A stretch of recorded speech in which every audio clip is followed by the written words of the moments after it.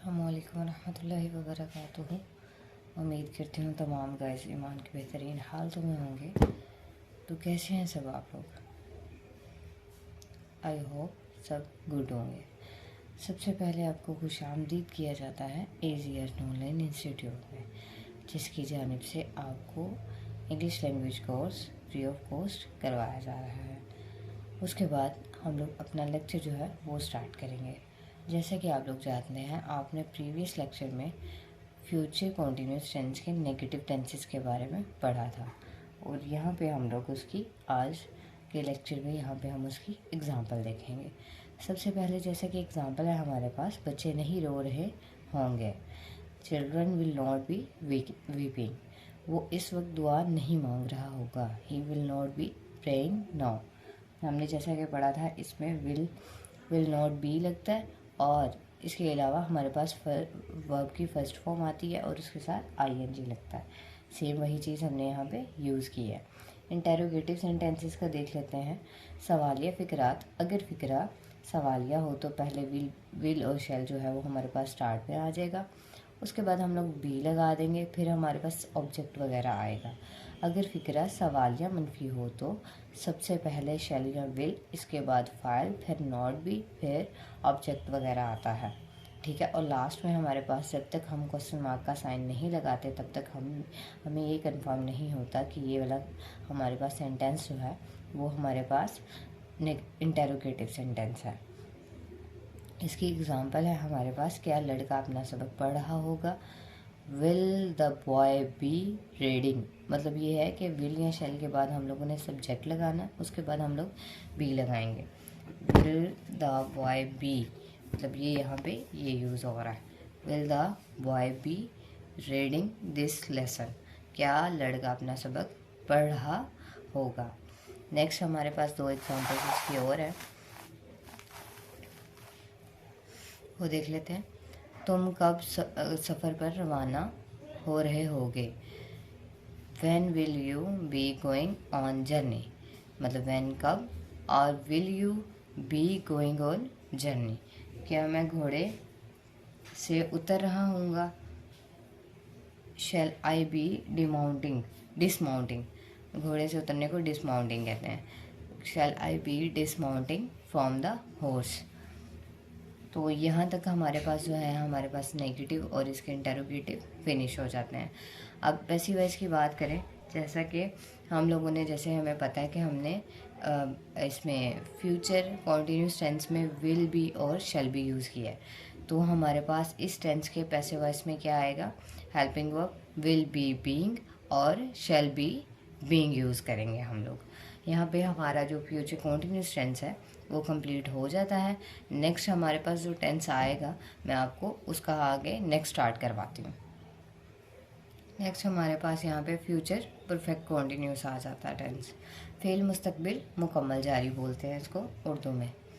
अब तारीफ़ है सबसे पहले इसकी, वो फेल जिसमें किसी काम का करना या होना आने वाले ज़माने में पाया जाए।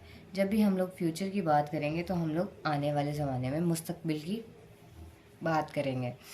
अब हमारे पास क्या है, यहाँ पे मुस्तकबिल की बात करेंगे तो आने वाले ज़माने में एक मुद्दत होगी तो उसको पीरियड ऑफ टाइम कहेंगे, या मुकर्रा वक्त, मतलब हमें टाइम बता दिया जाए उसको पॉइंट ऑफ टाइम कहेंगे।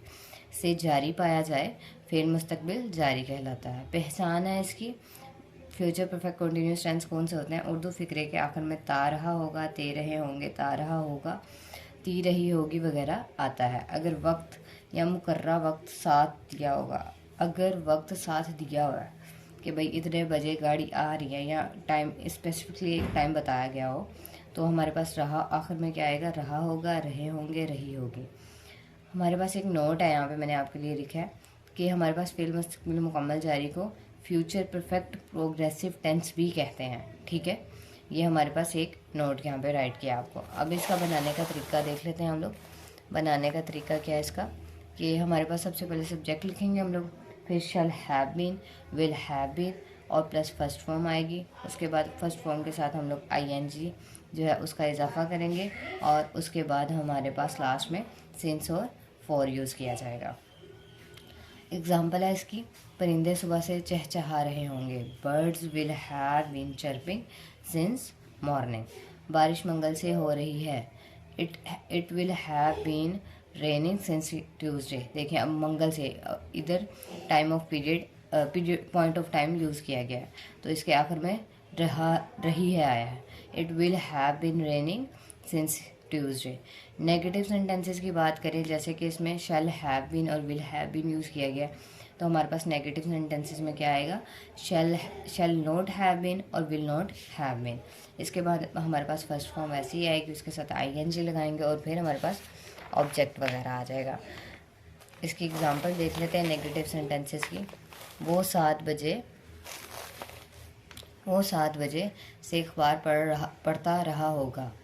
ही विल नॉट नहीं पढ़ता रहा होगा। He will not have been reading the newspaper since 7 o'clock। गंदा बच्चा कई दिन से नहाता नहीं रहा होगा। The dirty boy will not have been taking bath for several days.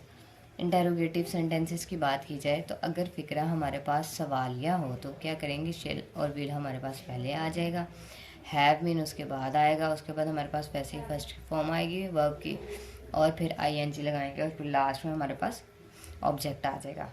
यहाँ पे 2 पॉइंट लिखे हैं आपके लिए। अगर फ़िक्रा सवालिया हो